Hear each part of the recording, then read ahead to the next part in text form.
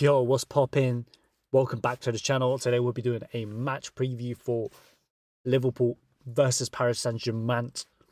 Big Champions League game that should not be taken for granted because PSG are a top team currently. They're flying in the league. Ideally, you kind of wanted this game maybe at the beginning of the season when maybe PSG haven't kind of hit top form, top momentum. They got key players like the new Napoli signing. Gosh, don't want to butcher the name, but he's a top talent. Usman Dembele hitting kind of his career peak currently. So even though I think Liverpool should probably be the slight favourites, and I do kind of favour the team, let's go through. This is going to be a tough game, especially away. So we're going to be doing a prediction lineup. And without further ado, let's get right into it. So in goal, no messing about. Alisson, not going to take any risks. You're going to go with the best possible lineup. So that means you're going to go Robertson, you're going to go Van Dijk, you're going to go Konate, and you're going to go Trent. You're going to go the strongest possible lineup. No messing about. No taking this game for granted. Robertson, Trent, their form hasn't been great, but they got to really kind of step up to the plate for this big game. Midfield, you're going to go Gravenberg. You're going to go McAllister now. I think Gravenberg's looking a little bit tired recently. I think his performances are dipping a bit. Not trying to, disrespect the player at all, because I think he's going to be a world class elite level midfielder. His attributes are so good. The way he's able to read a game. I think there's a top class player there. But he does seem to be getting a little bit kind of tired. He's played a lot of games. So I think he's going to start this one. And I think he's going to probably play in the cup final as well.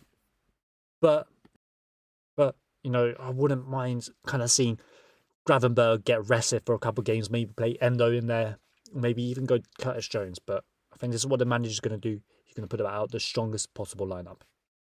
Attack mid, Szoboszlai. Keep saying it, but Szoboszlai's really kind of cemented that attacking midfield spot for his own. I like Harvey Elliott, but the manager just doesn't really kind of fancy him.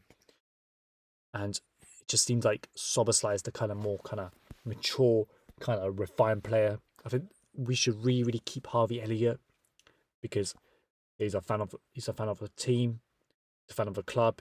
He's young, he's English, so he hits that kind of homegrown quota. He wants to play for the club, and he can play multiple positions, but manager's just not too keen on him.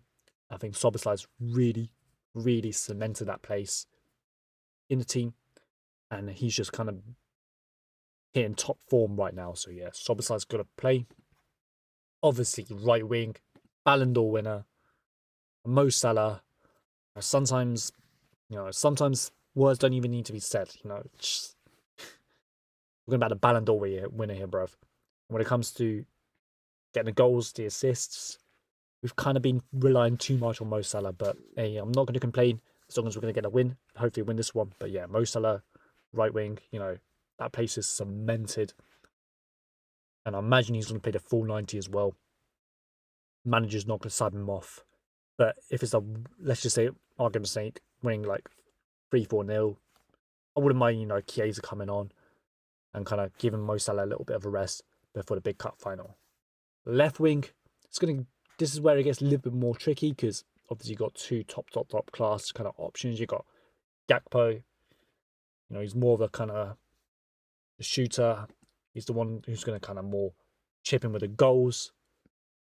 But I think like Luis Diaz currently is playing and kind of hitting his peak.